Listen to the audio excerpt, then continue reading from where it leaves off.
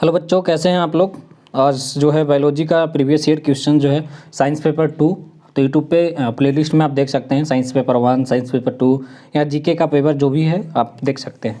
तो चैनल को सब्सक्राइब कर लें। आपको आप अगर वीडियो जो है फेसबुक पे देख रहे हैं तो फिर फेसबुक पे डायरेक्टली आप यूट्यूब में इंटर कर सकते हैं उस तरह से। चलिए हम पहले प्रश्न की ओर बढ़ते हैं। पहला प्रश्न आपके सामने ये रहा। चलिए देखते हैं आज क्या क्या प्रश्न पूछे जा सकते हैं।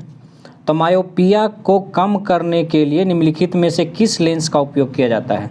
कौन से लेंस का उपयोग करते हैं जिसमें मायोपिया यानी जो नियरेस्टनेस मतलब कि निकट दृष्टि दोष होती है उसको कम किया जा सकता है। तो अवतल लेंस लगाकर कि उत्तल लेंस लगाकर कि अभिसारी लेंस लगाकर, इनमें से कोई नहीं। कौन सा लेंस लगाकर मायोपिया को कम किया जा सकता है। ठीक है, तो ये आपको पूछा जा सकता है। तो देखिए आप इसको ये अवतल लेंस लगा करके यानी ए नंबर ऑप्शन सही होगा। ठीक है, अवतल लेंस लगा करके मायोपिया को कम किया जा सकता है। कम किया जा सकता है, ख़त्म नहीं किया जा सकता है। ख़त्म किया जा सकता है मेडिसिन, मल्टीविटामिन्स एंड एनीथिंग, और बहुत सारे ऐसे चीज़ हैं उससे ख़त्म किया जा सकता है। ठीक है, अब कीटाणुरोधन के बाद जल में उपलब्ध क्लोरीन की मात्रा को क्या कहा जाता है। कीटाणु शोधन के बाद जल में उपलब्ध क्लोरीन की मात्रा को क्या कहा जाता है। क्लोरीन मुक्त कहा जाता है कि अवशिष्ट क्लोरीन कहा जाता है, संयुक्त क्लोरीन कहा जाता है कि इनमें से कोई नहीं। देखिए कीटाणु जब शोधन कर दिया जाता है मतलब ख़त्म कर दिया जाता है तो उसके बाद जो क्लोरीन उसमें बच जाता है तो उसको क्या कहा जाता है।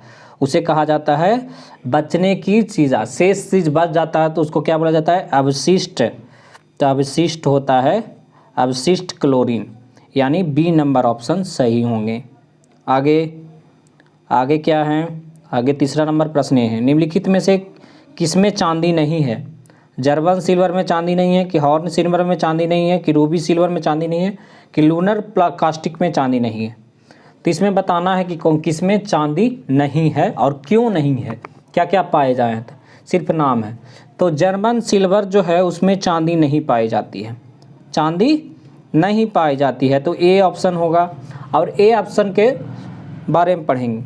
जर्मन सिल्वर क्या है, जर्मन सिल्वर को हम निकेल भी कहते हैं, निकेल के नाम से भी जाना जाता है। अगर पूछ दे कि निकेल के नाम से क्या किसे जाना जाता है, ऐसे ही ऑप्शन दे देता तो आपको यही ऑप्शन रहता, सेम रहता। तो सब यस, चांदी का रूप जो है इसमें से कौन नहीं है, तो ये ऑप्शन हो गया। तो निकेल हो जाता है। इसमें क्या क्या पाए जाते हैं, निकेल जिंक इसमें पाए जाते हैं। निकेल और जिंक जो है इसमें निकेल जिंक जो जिंक इसमें पाया जाता है 60%, निकेल जिसको बोलते हैं।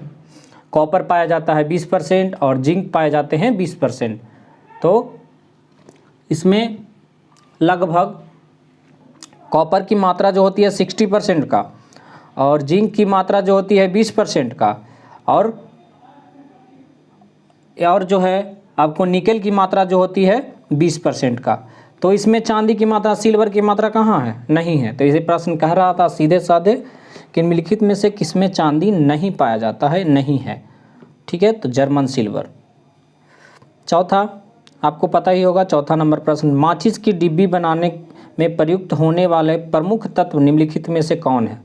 कौन है इसमें प्रमुख तत्व, ग्रेफाइट है, फास्फोरस है, सिलिकॉन है, कि सोडियम है। कौन है इसमें प्रमुख तत्व, इसके बारे में बताना है।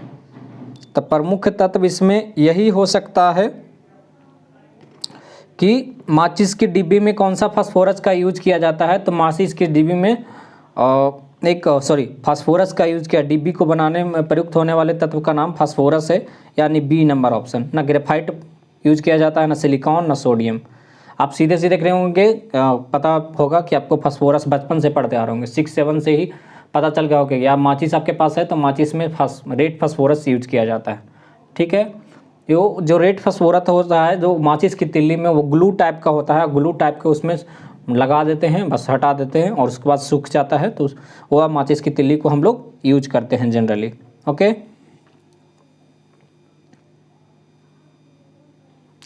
आगे परमाणु नाभिक की खोज किसने की थी। परमाणु जो नाभिक है उसकी खोज किसने की थी, इसके बारे में बताया था। और कब किया था मैं बता दूंगा।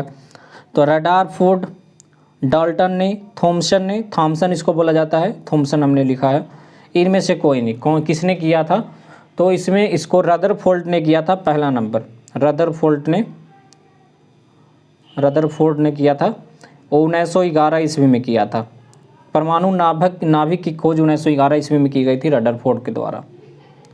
अब चलिए पहले प्रश्न और 6 नंबर प्रश्न में, विटामिन B12 में कोबाल्ट की उपस्थिति पहली बार किसने खोजी थी? विटामिन B12 में जो कोबाल्ट पाया जाता है उसकी खोज किसने की थी? बोरोक्स बीट परीक्षण द्वारा किया गया था और किसी खोजी गई थी?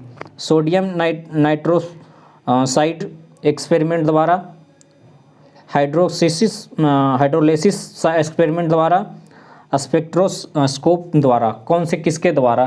तो स्पेक्ट्रोस्कोप द्वारा मतलब कि इसको खोजा गया था, यानी सी नंबर पहली बार किसके द्वारा खोजी गई थी? तो स्पेक्ट्रोस्कोप द्वारा खोजी गई थी। डी नंबर ऑप्शन सही होगा। और 7वां नंबर प्रश्न में चलेंगे। 7वां नंबर क्या पूछे जाते हैं? सब बड़े प्रश्न लग रहे हैं देखने में, लेकिन बड़े प्रश्न का अधिकतर बार अगर सोचें तो बड़े प्रश्न में जो सही उत्तर जो होते हैं वो बहुत ही छोटे होते हैं, छोटे ही उत्तर होंगे। निम्नलिखित में से कौन सा पेट्रोलियम रिफाइनरियों पेट्रोकेमिकल रासायनिक संयंत्रों में उपयोग की जाने वाली पृथक्करण तकनीक का सबसे समान रूप है? कौन सा समान रूप है जिसको यूज किया जाता है? पेट्रोल और रासायनिक संयंत्रों को उपयोग पृथक्करण तकनीक के सबसे, मतलब पेट्रोलियम रिफाइनरी को यूज करने के लिए कौन सा एक समान रूप है किसके द्वारा सबसे ज़्यादा मतलब ये सब यंत्रों में यूज किया जाता है? निस्पंदन, वाष्पीकरण। पेट्रोल में कभी वाष्पीकरण हो सकता है ना, सब खत्म हो जाए। निस्पंदन से भी नहीं हो सकता है, आसवन से भी नहीं हो सकता है, आंशिक आसवन से, मतलब आंशिक आसवन से, क्योंकि पेट्रोल जो होता है बहुत ही कठिनाई से निकाला जाता है और जनरली हम लोग कहते हैं उसका इतना मतलब संयंत्रों से इतना मेहनत से निकलता है, उसका कोई आंशिक ही आसवन ही उसका संभव है। आसवन, सीधे आसवन संभव नहीं है, ठीक है, आंशिक आसवन भी संभव है। आप 10th 9th में पढ़ते होंगे, जिसका जो प्रायोरिटी बनती होगी तो आपको पता चलता होगा। ठोस कचरे का लेप एक अभेद धातु से किया जाता है जिसे के नाम से जाना जाता है? कौन सा एक धातु जो है तो किसके कारण से नाम से जाना जाता है? खाली स्थान में भरना है, भराव, कैपिंग, कैप्सूलीकरण और रासायनिक निर्धारण, इसमें से कौन सा होगा? तो ठोस कचरे का एक लेप होता है जिसे अभेद धातु को ढकने धातु के किया जाता है, जिसे कैप्सूलीकरण के नाम से जाना जाता है, यानी सी नंबर ऑप्शन सही होगा। चलिए 9वें नंबर में, मतलब 9 नंबर में, गन्ने से किण्वन द्वारा बनाए गए सिरका में खाली स्थान होता है, क्या होता है? Palmitic acid and acetic acid and citric acid, इनमें से कोई नहीं। कौन सा होता है? तो इसमें पाए जाते हैं एसिटिक एसिड, यानी बी नंबर ऑप्शन सही होते हैं। गन्ने के किण्वन द्वारा बनाए गए सिरका में क्या पाया जाता है? Acetic acid. अगर गन्ने को कहीं बहुत दिन तक रह जाता है, गन्ने के रस को रख देते हैं तो उसमें एसिटिक एसिड की मात्रा आ जाती है, तो यानी बी नंबर उसमें पाया जाता है।